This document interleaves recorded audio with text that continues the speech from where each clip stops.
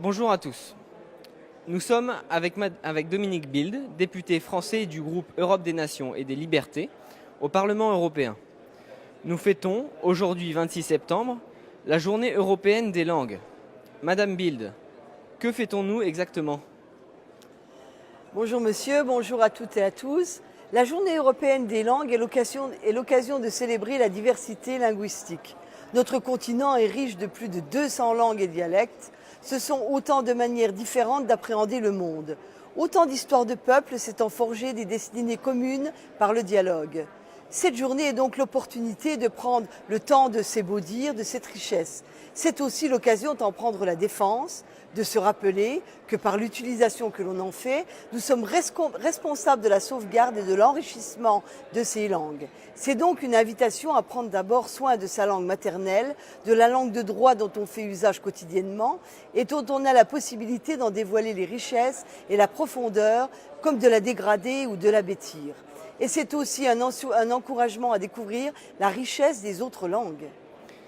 La Commission européenne fait de l'apprentissage d'une deuxième et d'une troisième langue un objectif affiché en matière d'éducation. Qu'en pensez-vous? Apprendre une nouvelle langue permet évidemment de s'ouvrir à une autre culture et donc d'appréhender le monde d'une nouvelle manière. Toutefois, il ne sert à rien de chercher à découvrir une autre langue quand on ne maîtrise pas d'abord la langue du pays dans lequel on se trouve. La Commission se trompe de défi. La priorité est d'assurer l'apprentissage et l'approfondissement de la langue du pays dans lequel on se trouve. Il n'y a pas de convivialité sans maîtrise de la langue commune à ceux avec qui l'on vit. La Commission n'en a rien à faire. Elle finance par exemple des projets permettant aux migrants de s'exprimer dans leur langue maternelle, alors que le bon sens voudrait que l'argent dépensé serve à l'apprentissage de la langue du pays d'arrivée. Il faut bien comprendre que si la Commission souhaite que tous les Européens maîtrisent plusieurs langues, c'est dans l'objectif de les rendre plus mobiles.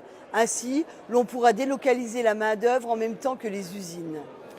Mais sachant qu'une langue servant d'abord à communiquer, ne serait-il pas préférable que tous les Européens apprennent la même langue? On peut effectivement le supposer pour des raisons pratiques. Mais c'est oublier que la langue n'est pas seulement un outil. La langue est en premier lieu un héritage à s'approprier. Réduire une langue à sa fonction de communication conduit inévitablement à s'appauvrir. Du reste, on le voit bien avec l'anglais. Cette langue a été institutionnalisée comme langue de communication et langue commerciale. Résultat, tout le monde parle un globish qui n'est pas plus qu'une langue de slogan. Certains chanteurs français le disent d'ailleurs sans détour. Ils chantent en anglais pour ne pas avoir à travailler leur texte. Visiblement, dans les institutions européennes, c'est la même chose. L'usage de l'anglais devient omniprésent, alors même que le Royaume-Uni quitte l'UE, et cela se fait aux dépens du fond des textes législatifs. Je profite donc de cette journée européenne des langues pour appeler tous les députés européens à s'exprimer toujours dans leur langue. Merci Dominique Bilde.